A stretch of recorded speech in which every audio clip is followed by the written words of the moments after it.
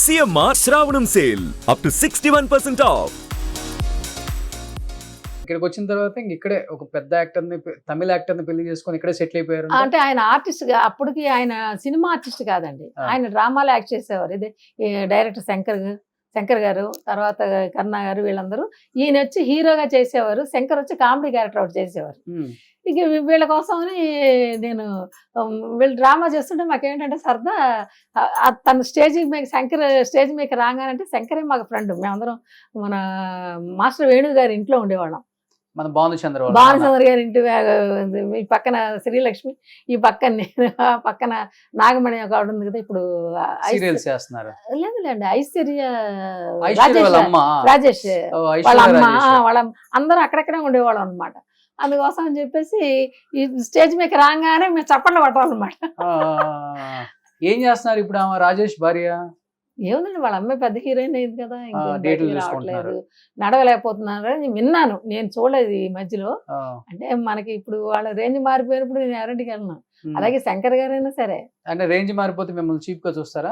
చూపుగా చూస్తారని కాదు, ఇక్కడ ఇండస్ట్రీలో ఉంది అది అలా ఉంటుంది. కానీ శంకర్ అలాగేం కాదండి. నాకు అవసరం ఉండి ఒకసారి నేను ఆఫీస్ కూడా వెళ్ళాను, చాలా ఇదిగా. ఆ రోజు వెళ్తే డైరెక్టర్ పెద్ద శంకర్, ఇప్పుడు రామ్ చరణ్ తో సినిమా చేసిన మేమంతా చాలా, ఇప్పుడు అందరం ఒక ఇంట్లో దగ్గర అందరం కలిసి ఉండేవాళ్ళం. అప్పుడు ఫైనాన్సర్ నేనే. వీళ్ళందరూ అప్పుడు ఇండస్ట్రీ తెలియదు కదా, అప్పుడు వీళ్ళు ఇండస్ట్రీకి వస్తున్నారు. శంకర్ గారికి కూడా ఒక రకంగా లిఫ్ట్ ఇచ్చారు మీరు చెప్పాలి. అయ్యో లిఫ్ట్ అని చెప్పొద్దండి, సరదాగా అందరం కలిసి ఉండేవాళ్ళం ఫ్రెండ్స్. మేమందరం కలిసి ఉండేవాళ్ళం, నాటకాలు అది వాళ్ళు వేసేవారు, నేను సరదాగా కూడా ఉండేదాన్ని. ఆ తర్వాత ఫస్ట్ కరుణ గారికి పెళ్లి చేసుకున్న తర్వాత, ఆ డ్రామాలు పెళ్లి చేసుకున్న తర్వాత నేను ఫస్ట్ వంశీ గారికి నేను కరుణ గారిని పరిచయం చేశాను. అందులో లేడీస్ స్టైల్లో ఫస్ట్ మంచి క్యారెక్టర్ ఇచ్చారు ఆయనకి, జట్కా సీను అని చెప్పేసి విలన్ క్యారెక్టర్. ఆ క్యారెక్టర్ అలా చేశారు. ఆ తర్వాత ఏమో శంకర్, మళ్ళీ మన ఎస్ఏ చంద్రశేఖర్ గారు ఉన్నారు కదా, విజయవాడ వాళ్ళ డాడీ గారి దగ్గర మేము ఒక డ్రామా వేసాం. ఇక్కడ కూడా డ్రామాలు వేసేవాళ్ళం, నేను ఈయన అంతా కలిసి ఒక తమిళ డ్రామా ఒకటి వేసాం. వేసినప్పుడు మొత్తం ఇండస్ట్రీలో ఉన్న వాళ్ళందరినీ పిలుచుకొచ్చాను. మన్సూర్ అలీ ఖాన్ దగ్గర నుంచి అందరూ వచ్చారు, రామరాజన్ గారు, నళిని గారు, వీళ్ళందరూ నా ఫ్రెండ్సే, అందరూ వచ్చారు డ్రామాకి. వస్తే అప్పుడు ఎస్ఎస్ చంద్రశేఖర్ గారు, శోభా మేడం ఇద్దరు కూడా వచ్చారు డ్రామాకి నేను పిలిస్తే. సరే అని చెప్పి వచ్చిన తర్వాత అప్పుడు అక్కడికి వచ్చాక శంకర్ని పరిచయం అయ్యారు. పరిచయం అప్పుడు మెల్లగా అసిస్టెంట్గా చేసి, మా ఆయన కూడా ఆయన దగ్గర అసిస్టెంట్ చేసేవారు, ఆల్రౌండర్. శంకర్ గారికి మీరు గుర్తున్నారా? ఖచ్చితంగా గుర్తుంటుంది. ఏదైనా ఫంక్షన్స్ రానివ్వండి, ఏదో విషయం అయితే తప్పనిసరిగా అందరం కలుస్తూ ఉంటాం. అలాగే ఒకసారి నాకేదో ఒక సినిమా మేము ఒకప్పుడు డబ్బింగ్లు అవి చేసేవాళ్ళండి. చిన్న ప్రాబ్లం వచ్చి తనతో మాట్లాడాలని తన ఆఫీస్కి కూడా వెళ్ళాను. వెళ్తే ఇలాగ రాధా ఫ్రెండ్ అని చెప్పమ్మా అంటే ఫోన్లో చెప్పారు. అయితే రమ్మనమని అన్నారు, వెళ్ళాను. నేను వెళ్ళాడికి మన పెద్ద పెద్ద ప్రొడ్యూసర్లు అందరూ కూర్చుని ఉన్నారు.